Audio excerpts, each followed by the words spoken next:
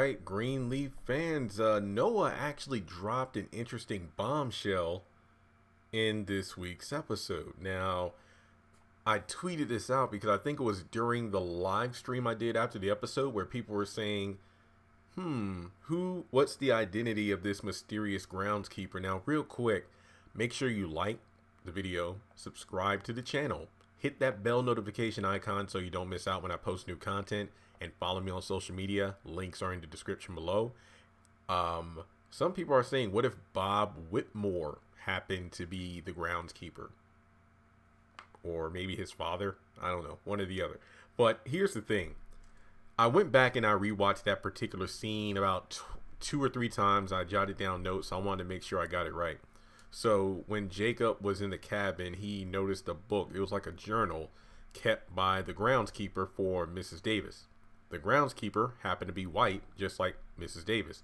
Aside from like a log or catalog of, just the general, oh, here are the trees I cut, the hedges, basically almost like a journal of the things he was doing for the upkeep of the estate.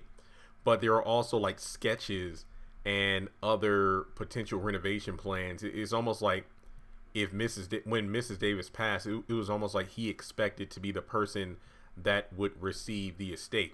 Kind of reminds me of the Aristocats, where that one butler was thinking that the old lady would pass down all of her fortune to him, but instead she left it to the cats.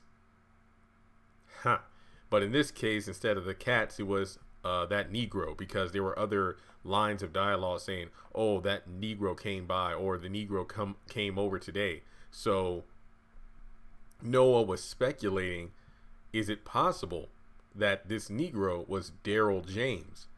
And if that's the case, could this white housekeeper or gardener or whatever the name was, the groundskeeper, could this person have been in cahoots with the death? Oh, I'm sorry, maybe not cahoots is the best word, but do you think he probably played a role in the death of Daryl James? Like, he was the one that gave him that phone call that said to come by the church, and then that's how he ended up dying. And instead of receiving the land like he thought, or the house, it turns out the Greenleaf family got it.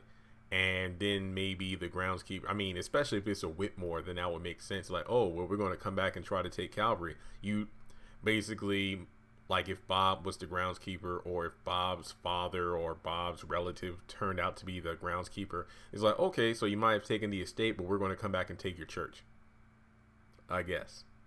I don't know. But that's an interesting theory. So whether or not the groundskeeper was a Whitmore, let me put it this way.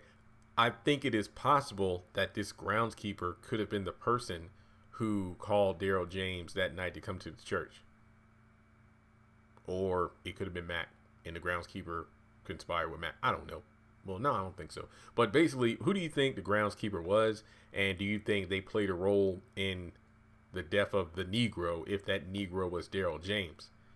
And if that's the case, what do you think of Rochelle, Basie, and Tara if they find out that it actually wasn't a Greenleaf, but it was actually a white dude? And if that white dude was Whitmore, that would be interesting. So with that being said, leave your theories in the comment section below. If you would like to donate to the channel, feel free to do so on PayPal, Cash App, or join Patreon for as little as $1 a month.